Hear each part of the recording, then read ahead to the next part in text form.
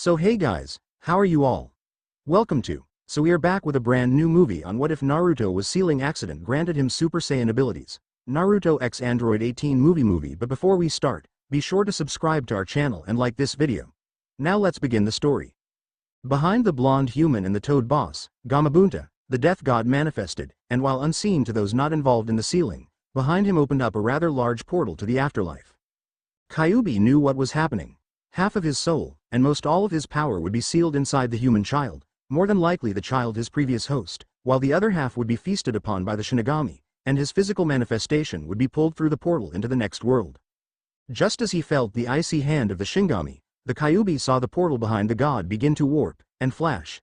Strange noises began emanating from it, like the cries of a few people, and a rather large explosion. The accompanying power surge could be felt in waves by those involved in the sealing, though the humans were probably dismissing it. As the portal began to stabilize once more, a strange mist of blood began flowing out of the portal, instantly catching the attention of Shinigami.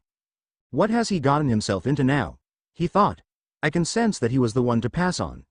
And if I'm correct, this is all that remains of the two responsible. I will have to ask King Kai about it later, once I find him in Otherworld. But for now, perhaps I should make sure that this power is put to good use.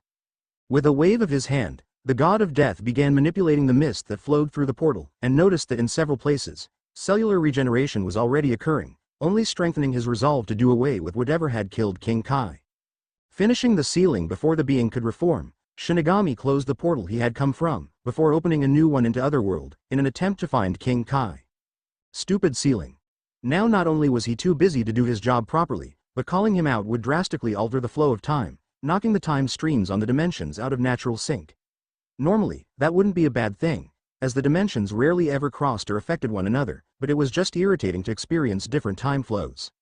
As the third Hokage took hold of the son of his successor, he was shocked as his golden blonde hair turned pitch black, as did his eyes. While he wasn't aware of this part of the sealing, he took the boy and left, in order to follow through with the plan that had been set up to ensure the young boy's safety. Inside the seal, the Kyuubi sighed, as it sat on its haunches behind the bars of the massive cage that was the seal. He could already feel the seal taking his own energy, but could also feel the overwhelming energy he had felt emanating from the portal as well.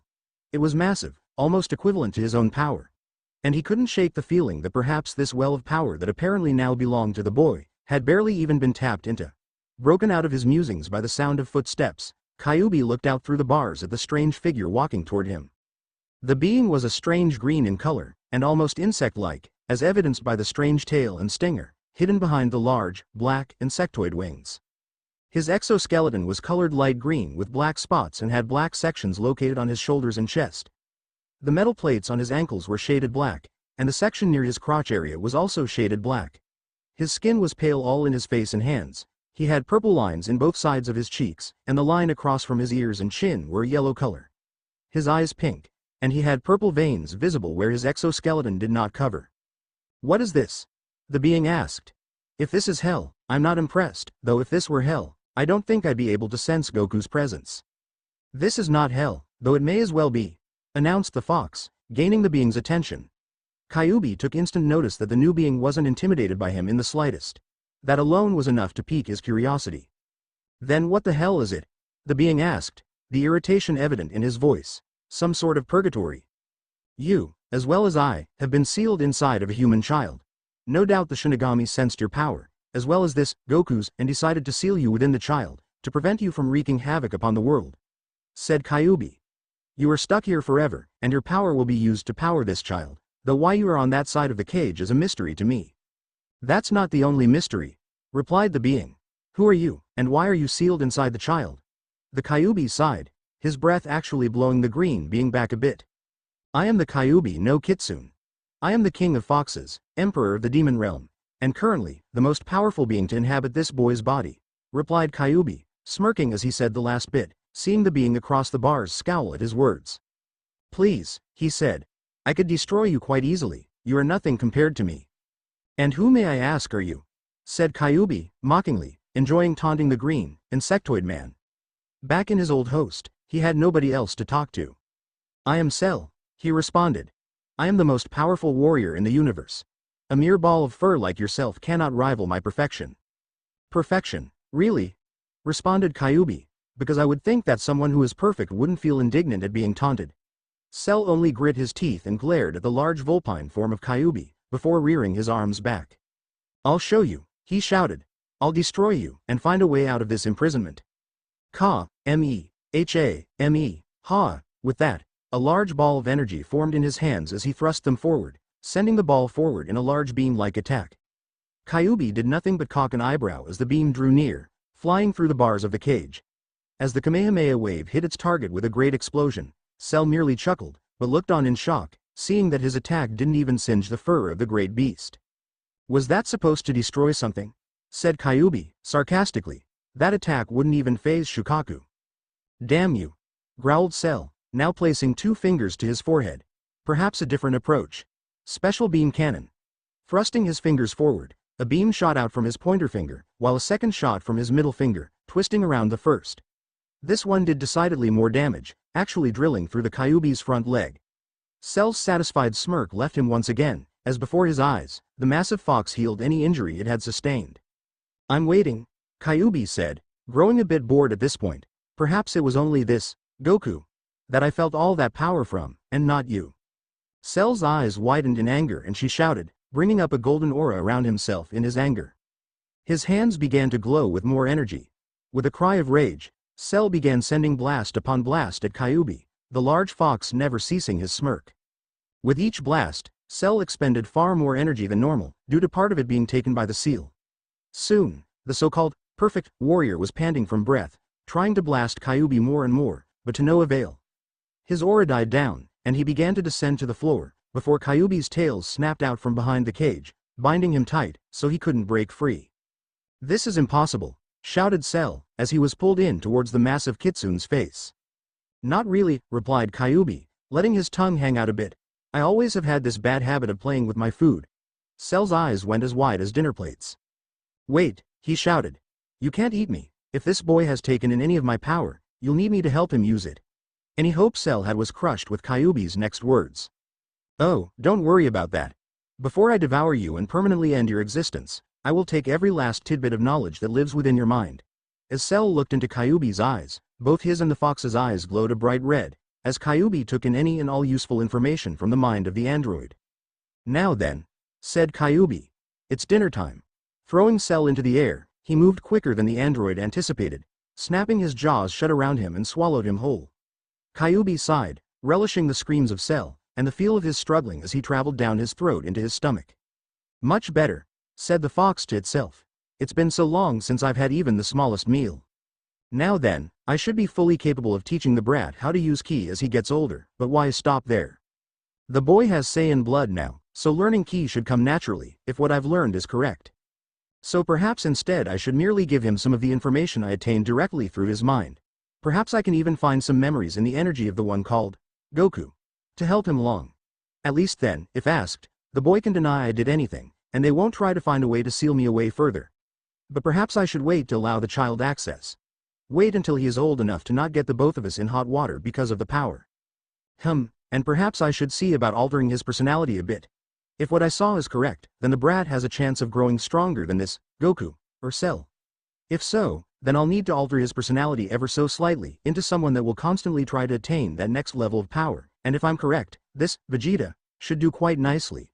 I will have to make the change be very minor though. But yes, things should go rather smoothly. Time skip. If you ever lay a hand on my sensei, I'll kill you, shouted Naruto, glaring with his pure black eyes down at the traitorous Mizuki.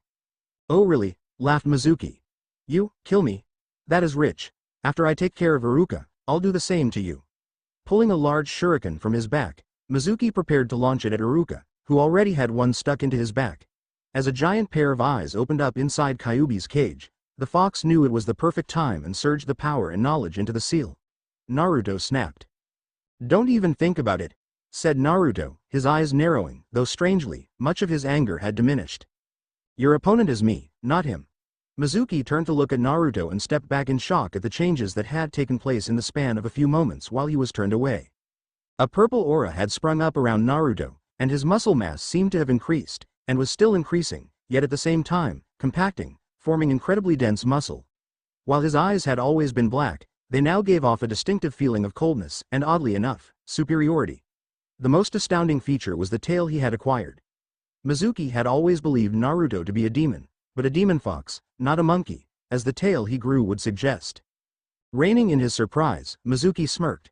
There was still no way Naruto was a match for him. "Come on then," he said. "If you think you can take me on, then give it your best shot." Naruto smirked darkly before putting his hands with their fingers curled in the palm of one on the back of the other. Naruto didn't know how he knew this, or why, but he wasn't going to question it. Pulling his hands to his left side, holding them at chest level, his aura began to grow even more erratic. "With pleasure," he said. "Gaelic gun, fire." Everyone in the village heard and felt the resulting explosion, startling most of the village awake, and causing the rest of the shinobi out searching for Naruto to flock to the location. Entering the forest, they reached the location of Naruto and Iruka, which was now nothing more than a crater in the earth. Seeing the scattered remains of Mizuki, the shinobi began to move forward on Naruto, before Iruka managed to explain what happened. "Could it be the work of the demon fox?" asked one of the masked Anbu. "Could that be where Naruto attained his new power?" "I highly doubt that." Every shinobi in the area parted as Sarutobi, the Sandaime Hokage, walked toward Naruto and the injured Iruka. "Based on the fact that he has acquired the tail of a monkey, rather than of a fox, I would assume it is more than likely a dormant bloodline, or something of the like. For now, all of you are dismissed. Get Iruka some medical attention. I will talk to Naruto about what has happened to see if we can't discover what this is all about." "Yes, Lord Hokage," said all the shinobi in unison, saluting before all leaving via Shunshin. Looking at the tail that was wiggling slightly behind Naruto, Sarutobi sighed, pinching the bridge of his nose. "It seems we have much to discuss," he said, causing Naruto to rub the back of his head, sheepishly. "Naruto, was this the fox's doing? At least now you know about the fox, so I can actually ask such a question." "Yeah, and we'll have to talk about that too, but I don't think it has to do with the Kyuubi," replied Naruto. "Or too much so, at the very least. It just happened, I guess you could say. When I used that new power, it felt so familiar, like I'd been using it all my life." Dangerous though it may be, I'd like you to try to contact the fox within you. Not right now of course, but soon. The beast probably knows at least something about what has happened to you.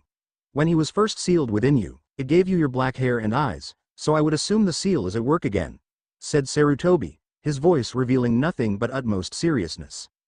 "Right, I'll see what I can do," said Naruto, his own face turning more serious as well. "But first, I feel it would be beneficial to train in my powers first.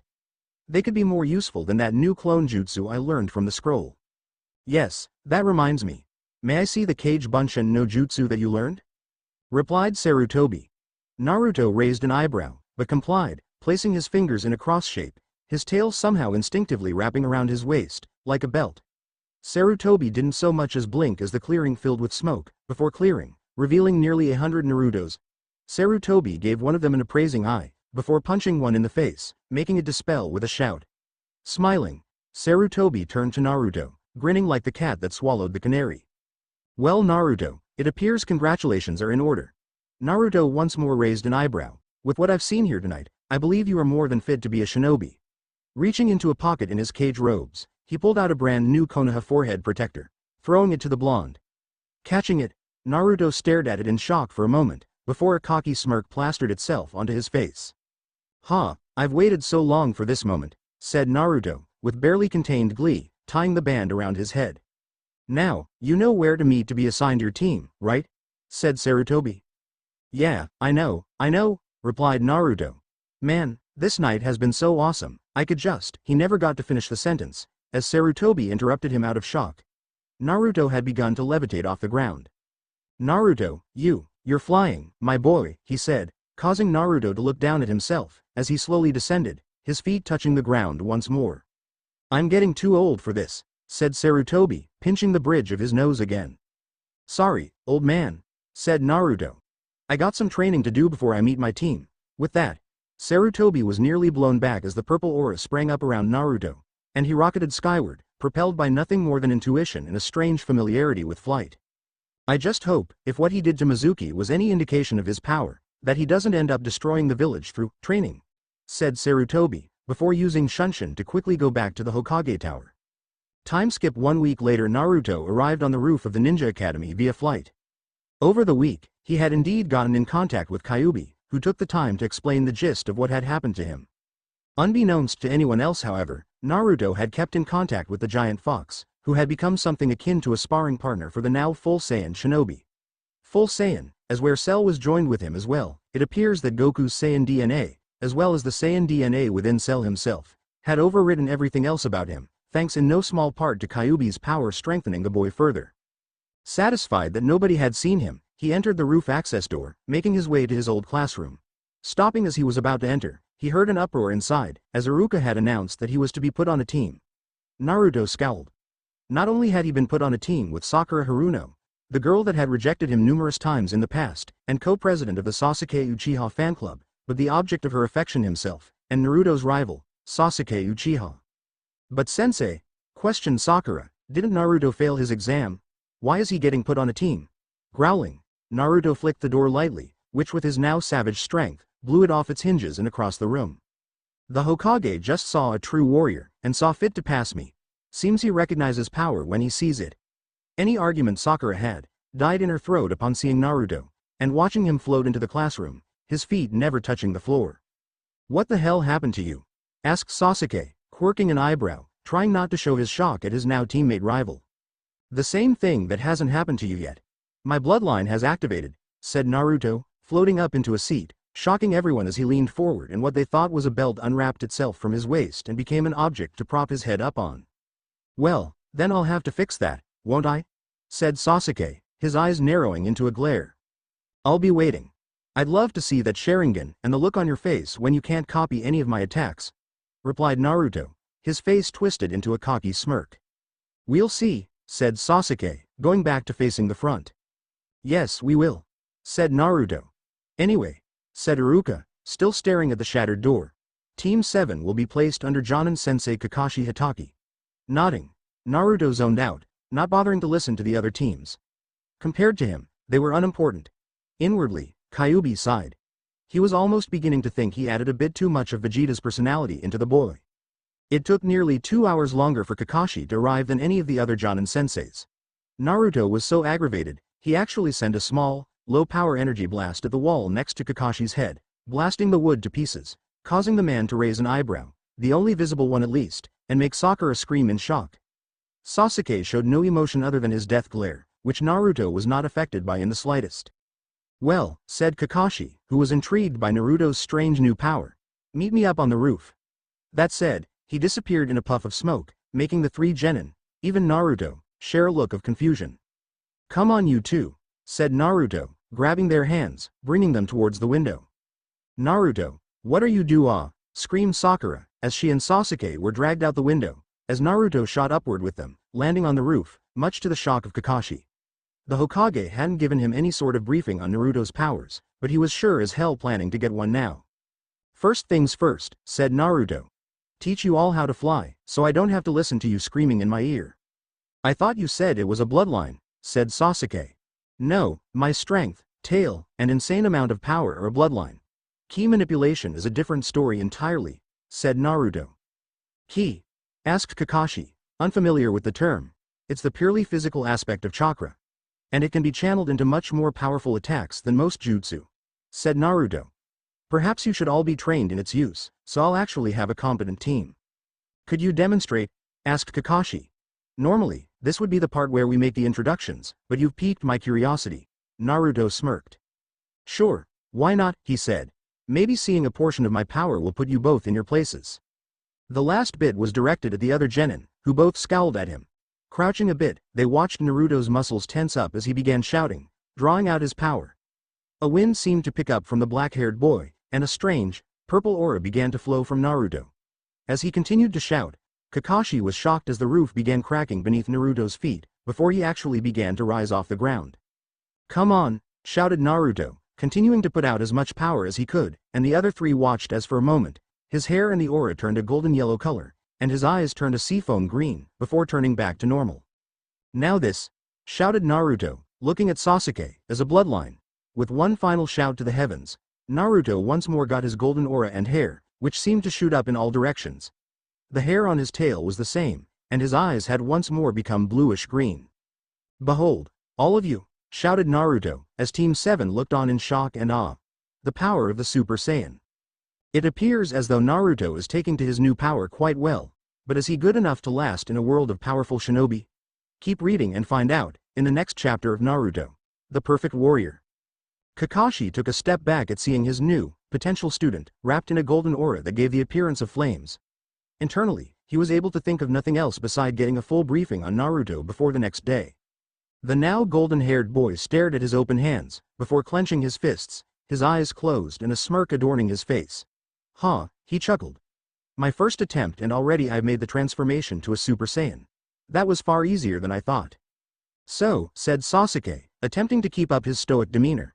This is the bloodline you've unlocked. Though I'm loath to admit it, I think I may actually be impressed. Naruto's smirk only widened at the comment, and from the fact that Sakura was absolutely speechless, and was taking several slow steps back from him. Kakashi cleared his throat, catching the attention of the genin before him. Well Naruto, that was impressive, he announced. Impressive doesn't even begin to describe it, he continued in his head. I was almost blown away by the sheer force of your power just now. Continuing, he said, but even still, you all have to prove to me that you're capable of being my team. Normally, I would give you all a test, but I believe, if Naruto was sincere about helping you train, then perhaps there is hope for you all. I will allow this team to pass, but I do expect you to be a team. Understand? Seeing the nods of the three genin, Kakashi sighed. Internally, part of him was relieved that he wouldn't be on the receiving end of anything while seeing what Naruto was capable of. While he wasn't sure of how, he had heard what was left of Mizuki, who while a chunin, was a very competent shinobi. If that was when Naruto had just discovered this power, then he didn't want to find out what the more focused power would be like. Perfect, replied Naruto, moving toward the edge of the building. Is there anything else? Or are we dismissed for the day? Well, I suppose you can go. But just meet at Training Ground 7 at 7 o'clock tomorrow morning for your training and your first missions, said Kakashi, pulling out a little orange book. Fine, said Naruto, waving off the man. You all just be ready. I'll teach you how to manipulate your ki, but I won't be holding your hands the whole time. Sasuke nodded, eager to learn any tricks that could give him an edge over his older brother. Kakashi, as put off as he was by this whole ordeal, realized just how effective a flight technique could be for not only scouting an area safely, but also for quick escapes. Sakura was still silent, but managed a slight nod. Naruto's aura flared, sending a blast of wind away from himself, causing the clothing and hair of the others to whip in the gale, before he rocketed into the air, a trail of his golden ki aura lingering behind him for a few moments. Once his student had left, Kakashi flashed Sakura and Sasuke the peace sign in an eye smile, before disappearing in a puff of smoke. Sakura merely looked up at Sasuke, as if waiting for the boy to say something, but he too merely leapt over to a tree next to the building, using the branches to slow his descent to the ground below, leaving the pink-haired girl alone. She sighed, before leaving herself. As Naruto soared across the sky, going far beyond the barrier of the village, he was lost in his own thoughts. He now knew he could achieve the Super Saiyan transformation, but the memories that he received of Cell from Kyuubi showed that the son of Goku had achieved a level of power even higher, a sort of Super Saiyan level 2, as it were. Or as he preferred to think of his genetic template as, Kakarot. Vegeta's personality caused him to take more pride in one's heritage, and he believed that referring to him as Goku was disrespectful to the Saiyan race. Granted, he also knew that he preferred to be called Goku, so if he ever met the man, perhaps in the next life, he would have to be sure to address him as he wished. Kakarot may be more respectful to his heritage, but even with so much of Vegeta's personality, he knew Goku was far more respectful to the man. He was only vaguely aware that he was now flying over water, his body dropping so that he could feel the mist of water that was splashed upward by the sheer speed he was flying with. His destination was a group of islands off the shores of Fire Country. The islands were deserted, and proved to be the perfect training area for him.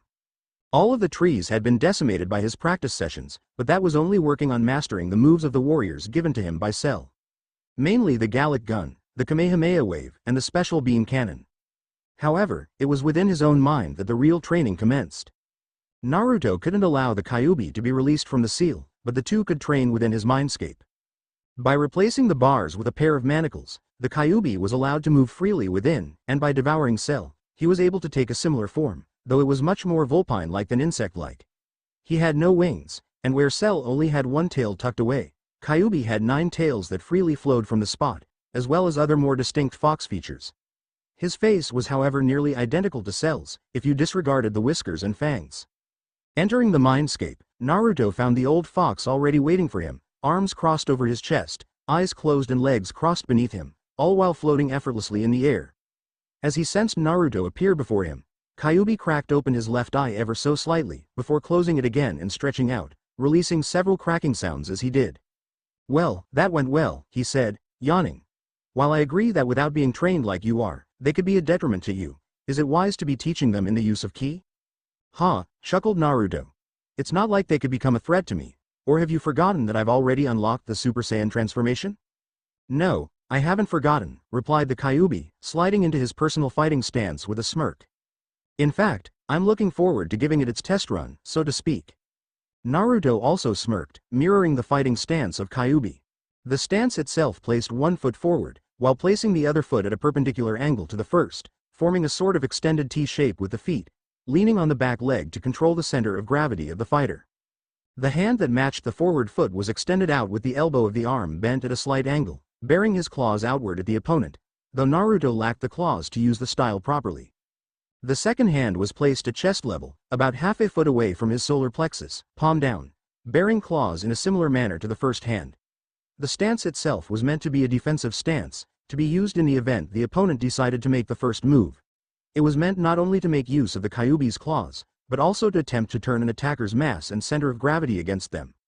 "Well then, if you want to fight me so badly, Kurama, I won't stop you," replied Naruto, who watched the fox demon smirk again before the kitsune shifted his stance into a basic sparring stance, with his feet spread apart, and his body turned just a tad, with his forward hand curled into a fist, while the other was open-palmed, with the fingers packed together in a knife hand form. "All right then, monkey," replied Kurama, which was Kyuubi's real name. "Here I come." With lightning speed, Kurama flew at Naruto, closing the distance within seconds, with his knife hand shooting back and his fist curling across his body to come in with a hammer fist strike.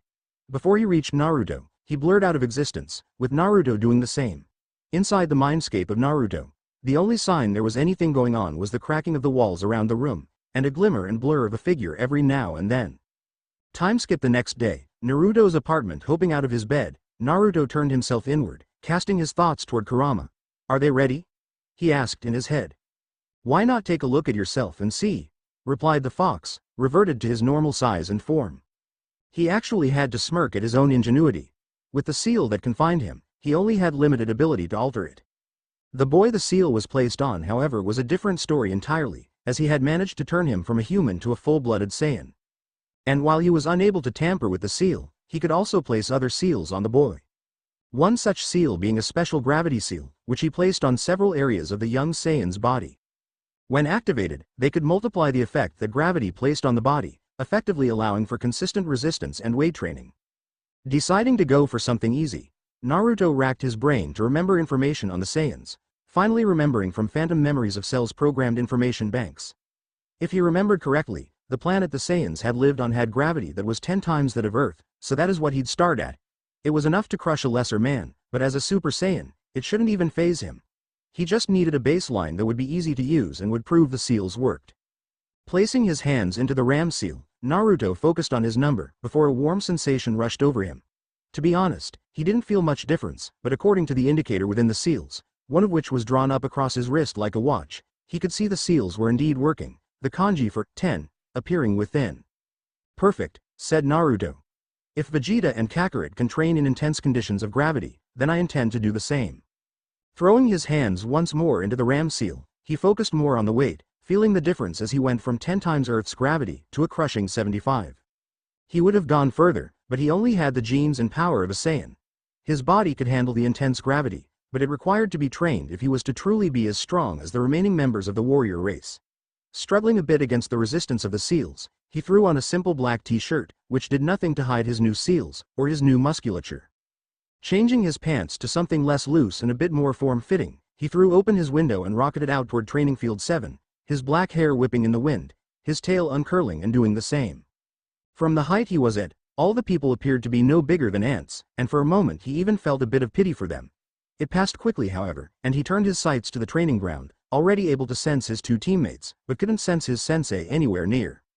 Sasuke and Sakura looked up at seeing the boy flying down, his descent slowing to land gracefully yet firmly on the grass in front of them.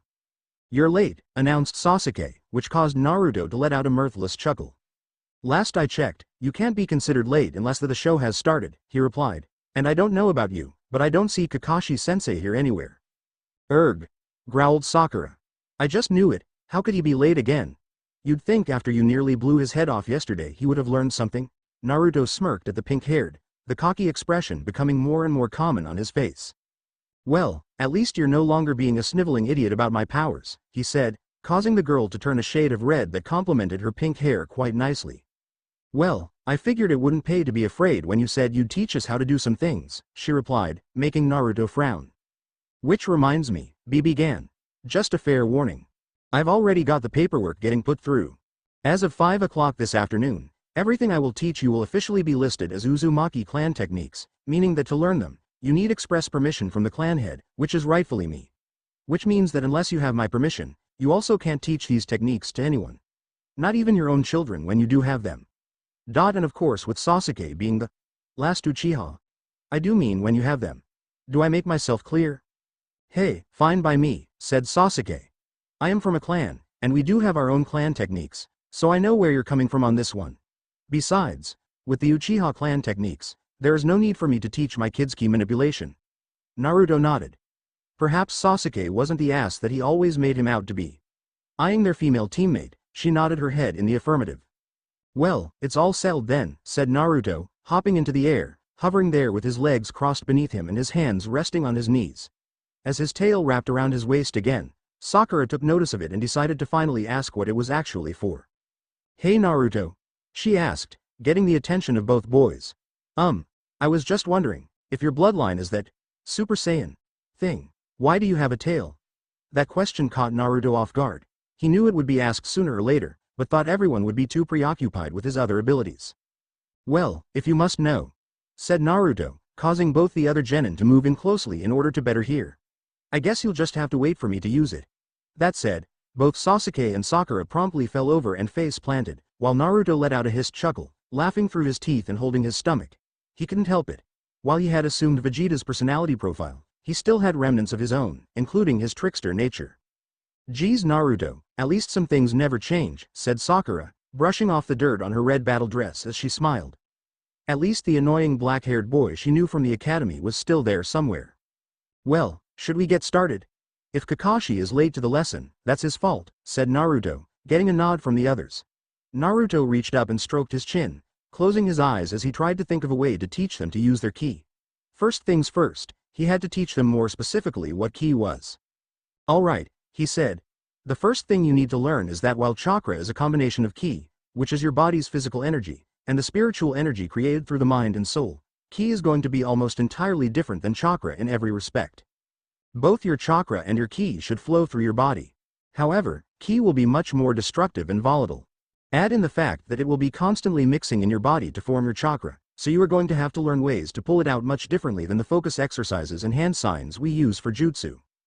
However, when you do, a simple ki blast can be more devastating than many jutsu, including fire and lightning techniques. It is also the very same energy I use in order to fly. Before you can learn flight however, you need to learn the basic manipulation of ki in its base form.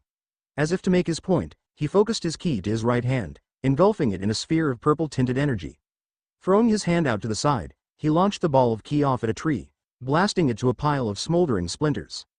So, I want you both to look deep inside for that more wild, explosive energy within you and try to pull it into your hands, continued Naruto. Pull it out from your whole body. Let it build in your hands. You'll know when you have it. When you do, we can work on the next step. Sakura and Sasuke locked eyes for a moment, before simultaneously sitting cross-legged across from each other, their hands held out in front of them. So Kurama, what are the odds that they manage to draw out their ki before Kakashi shows up? He asked within his thoughts, hearing the fox snort in response. Not a chance in hell, even with as late as he showed up yesterday, he replied, laying down within his cage. Thought so, replied Naruto, hearing the old demon chuckle. I know you did, it said, before falling asleep, its snores greatly irritating Naruto until he tuned him out. Both were wrong it turned out, as within 1 hour, Sasuke had managed to generate a small, glowing spark within his cupped hands. Once he managed to produce the spark, it was easy for him to pull out more, and once he figured it out, Sakura quickly followed suit, the ki jumping between their hands like charges of electricity. It was only after they both had attempted to manipulate the ki in their hands that Kakashi appeared next to them with a loud, yo, causing them to lose their concentration, and earning him a wicked glare. Sorry I'm late, but you see, I accidentally stepped on a crack on my way here, and as my own mother died a while back, I had to go around checking the backs of each mother in the village to make sure their backs weren't broken, said Kakashi, giving an eye smile, completely ignoring his glaring genin. Liar! Shouted Sakura, practically spitting fire, she was so angry at him. Naruto just shook his head and flipped over in the air, floating on his back with his hands behind his head, waiting for Sakura to finish the rant she was now on. While he was on the ground, Sasuke saw Naruto, before looking to Sakura, giving Kakashi a piece of her mind, before sighing and doing the same as Naruto, feeling the soft grass on his exposed skin. Both were quite capable of waiting another 10 minutes for her to finish. They had waited 2 hours for Kakashi, they could wait a bit longer. The sun was set in the middle of the sky. A slight breeze rolled through the trees, rustling the leaves. Up in the sky, a hawk was circling, looking to catch a meal. The bird's eyes, however, were not good enough to see the larger figures zoom past into the air next to him, knocking him out of his flight path. I'm right behind you, Naruto. The pink blur shouted from behind the first. I'll be able to catch you soon. Naruto just chuckled. Maybe I should stop hanging back for you then, he replied back, and zoomed ahead of the girl. Growling in frustration, Sakura pushed more power out to try and regain the lost ground. The two flew up higher, before doing a 180 and flipping back, rushing toward the ground at high speeds. Before they could hit, the two pulled up and shot across the training ground, going past Sasuke, causing the boy's hair and clothing to blow in the breeze. Standing back behind 3 man-sized straw targets, Sasuke focused his energy into the palms of his hands. With a grunt, he thrust his right hand forward, firing off the energy in an orb-like attack. While not as devastating as some of Naruto's attacks, it managed to blow the head off the target, setting the straw on fire. Throwing the other orb, it burned through the chest of another target. How was that? He asked, panting a bit, not even looking at his black-haired teammate as he came up behind him. Not bad, he replied, walking up with his arms crossed. But you missed one. Without another word, and faster than the naked eye could see, he held his hands out in front of him, which glowed with his purple-hued energy. Sasuke actually took a step back as a large beam of the ki was fired, decimating all 3 targets, and several of the surrounding trees around the clearing. Now do that, and maybe I'll be impressed. Turning to a tree, Sasuke focused as much power into his right hand as he could, and let it loose. As the tree toppled over, Naruto and Kakashi leapt apart to avoid being hit, before re-engaging in their spar. Kakashi, for his part, was using both his eyes just to keep up with Naruto's speed. Throwing a kick at Naruto's head, he watched Naruto block without showing even the slightest effort. It didn't surprise him. He had earlier seen the boy block one of his punches using his middle finger. It had to be the biggest "fuck you" he had ever received. While all of this was going on, the real Naruto was decimating an army of clones, throwing a leg sweep on one, before sending an axe kick into his head, causing it to dispel. Within a fraction of a second, he came under the attack of 3 clones, throwing a flurry of punches and kicks at the original, who began dodging at lightning speed. Dodging the punch from the clone in front of him, he miscalculated, with the clone on his left landing a glancing blow across his face. Widening his eyes, Naruto exploded in anger, his Super Saiyan aura flaring to life, knocking back the attacking clones, who made room for 3 more, all in the Super Saiyan state. One threw a punch that looked good, until it phased right through Naruto's afterimage, the Super Saiyan reappearing right behind him. An elbow sent back into the skull of the clone ended its existence. Throwing his arms out, Naruto's hands glowed with golden energy, which blasted another of the super clones, the last evading the attack, dashing in with lightning speed and connecting a knee into the original's gut. Naruto grunted, furious with himself for getting hit not once, but twice. Granted, it was himself that hit him, but it was still unacceptable. He and his clones were at the same level of power. He should be able to beat anyone, no matter what their power. Doing a backflip, he slammed his foot into the jaw of the last clone, dispelling it in a burst of smoke. Turning, he was met with the sight of 50 clones all waiting for their chance to get at the Super Saiyan. Unfortunately for them, he had had enough. His hands glowing with an immense amount of power, he growled in irritation as he sent a volley of blasts at his army. Not a single clone was spared from the onslaught, and with each one, he received a memory from the view of the clones. As the dust cleared, revealing empty space and torn up earth, Naruto dropped to his knees, panting as he reverted to his normal state, his clones straining his body more than their training. Growling, he punched the ground, cracking the earth beneath him. Damn it, he thought, angrily. Why the hell am I not getting anywhere with my training? What am I missing? Goku's son has exceeded the level of Super Saiyan, ascended. What does he have that I don't? The question was maddening. For someone who had the same pride and drive as Vegeta, being anything less than top dog was unacceptable. Looking to his teammates, seeing that regardless of how weak they were, comparatively they were growing by leaps and bounds. They were tapping their potential, yet he was remaining stagnant. It was absolutely infuriating. If my current training isn't getting me anywhere, then I need to up it. Channeling chakra into his gravity seals, he upped their power from 75 gravities to 150, not heeding Kurama's warning. As he felt the weight increase, he found himself face first in the dirt. He had to struggle to even move his arm, but he slowly managed to push himself onto his hands and knees, feeling the crushing force threatening to turn his bones into powder. Come on, he practically growled. If I can't even fight the force of gravity, then how will I ever ascend to the next level? Stopping her flight training, Sakura looked at her teammate on his hands and knees, and ceased following the clone. Instead, she slowly descended next to her sweaty, quivering teammate. She reached out with her hand to offer him help in standing, but upon seeing it, Naruto grunted in anger and swatted it away, losing his brace and collapsing into the dirt for the trouble. I don't need your help, he growled, the ground beginning to shake as he forced himself onto his knee. I would rather meet the Shinigami than accept help from any of you. This is my battle. If I don't succeed on my own, I don't deserve to succeed at all. With a bright flash of ki, Naruto's Super Saiyan aura sprang up again, and he forced himself to his feet. While a part of me appreciates the offer, the rest of me will have to decline. Turning, Naruto threw several test punches and kicks, his Super Saiyan form more than capable of handling the force of gravity. Now he just had to make his normal state capable of doing the same. It was a sight to see. His teammates knew about his seals, Kakashi even drawing up his own array, deciding to test them out before Sasuke decided he had to have his own. They just weren't aware of how high they were. Kakashi was able to take the force of 5 times the Earth's gravity currently, before it began to put too much strain on his body. He was still only human, after all. If they were to know just how much he had amplified gravity for his training, it would boggle their minds. They may stop taking their training seriously, instead choose to allow him to solve all the team's problems by himself. Preventing that from happening was half the reason he was training them. So they wouldn't be a group of weaklings that needed help with everything. So they wouldn't hold him back. Focusing his concentration and ki into the ground beneath him, he telekinetically ripped several rocks as large as his head from the earth, which began to orbit around him. There were 10 in all, Naruto making sure of that. He needed his number to be correct if he were to have proper results. With a burst of energy, he sent the rocks flying like missiles high into the air and scattering in many different directions.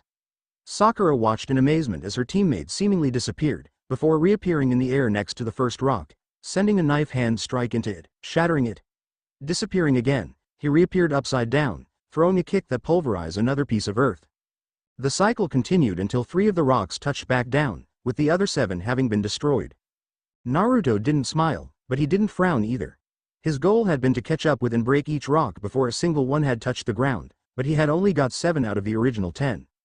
On the other hand, he got a good feel of how the Super Saiyan state could handle such high gravity. All he needed to do was to keep working harder and harder. He didn't care if his body was reduced to a pulp. He wouldn't stop until he was rightfully recognized as the most powerful warrior this world had ever known.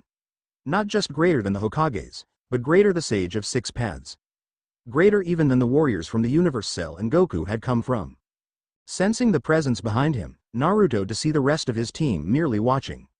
Why don't you power down, Naruto, Kakashi announced. We've done enough training for right now.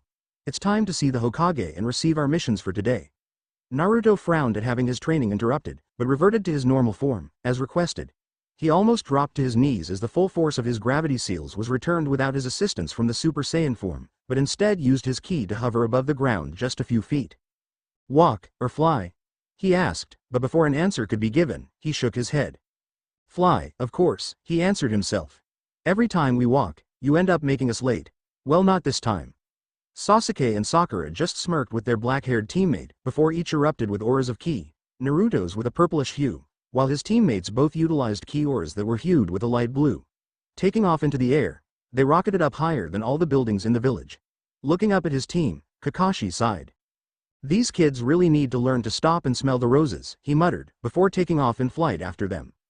The 4 crossed the village in less than a minute, and were met at their location by a horde of shocked and bewildered faces. Flying like that was not exactly a common ability. To see an entire team of ninja descend from the sky, it was a bit unnerving. Waiting in line for their turn to be assigned a mission, Naruto was leaning against the wall, arms crossed, letting his tail sway back and forth while he attempted to adjust to the high gravity. While it didn't affect the world around him, his seals made him feel as though he weighed over 8 tons. When the line began to move yet again, his tail returned to its wrapped position. Looking at his student, Sensei, Kakashi frowned at the beads of sweat dripping down the black-haired boy's face. "Naruto," he said. "Just how high do you have your gravity seals at?" Growling, Naruto looked away from the silver-haired man. He knew this would happen eventually. "None of your business. I conduct my training at levels far beyond yours." Kakashi's eyes narrowed. He knew the boy was strong, but he was still concerned for his safety. His own seals strained his body to the limit, to the point he only had them at maximum during team training sessions. "Well," Kakashi said, trying to keep a calm voice as they moved up in the line, "as your sensei, I am giving you a direct order to tell me just how far beyond your level of training is." Naruto grit his teeth, his body shaking a bit trying to hold itself up, confirming Kakashi's suspicions that the boy was overdoing it. "And as yours, I order you to drop it," Naruto replied, wiping a bit of sweat from his brow. Now Sakura was curious. She too decided to ask her teammate the question. "Come on, Naruto. We're a team. You can trust us to keep the secret," she said, but shut up at Naruto's glare, his eyes beginning to turn bluish-green, as they were in his Super Saiyan form. Just because they were a team, didn't mean Naruto didn't terrify her. She liked training with him, because he was starting to bring the team to a level beyond normal shinobi. Hell, that morning she had been flying. But she'd be lying to herself if she claimed Naruto wasn't an intimidating genin. "I'm keeping the secret from you all, not from the other teams. I honestly couldn't care less if they know or not." Naruto looked at each member of their team as they neared the room where they would receive their mission. "By shinobi standards I may be a novice, but as a warrior, I outclass you all. The whole reason I am training you is so that you won't hold me back as much. The last thing I want to do is undermine that by breaking your spirits and hopes. And your training level would do that to us." Sasuke scoffed. "You either don't give us enough credit, or you give yourself too much." Naruto laughed at the absurdity of Sasuke's words. "Fine, you want to know so badly, I'll tell you. No, I'll show you." Rolling up his sleeves, Naruto revealed the seal to his three teammates, who all stared at the number in the center for a moment, before it finally registered and they each actually took a step back in shock. It's not possible." Kakashi stammered. "No human, bloodline or not, can withstand that much pressure." Naruto smirked. "Well, I guess it's a good thing that Saiyans are not humans then, isn't it?" Sasuke couldn't even speak. Looking to his own arm, he took a look at his own gravity seal, which hadn't even been activated yet, and then back to Naruto. He came to the realization that if he wanted to achieve his goals, he too had to transcend the limitations of the human body. And the only way to do that was to continue his training. Naruto had been wrong. Revealing his own training didn't discourage his teammates from learning. In fact, it had only served to strengthen their resolve. If they were going to be outshined, they were at least going to glow as brightly as they could in comparison. Entering the room, they noticed that the other teams had all but disappeared, having taken up their missions and left to go carry them out. The only ones left were the Hokage, his mission staff, and one older gentleman who looked just a little on the tipsy side. Seeing the team, Sarutobi's eyes lit up and he smiled. The end. Thanks for watching. Also remember to subscribe and like this video. See you in the next video.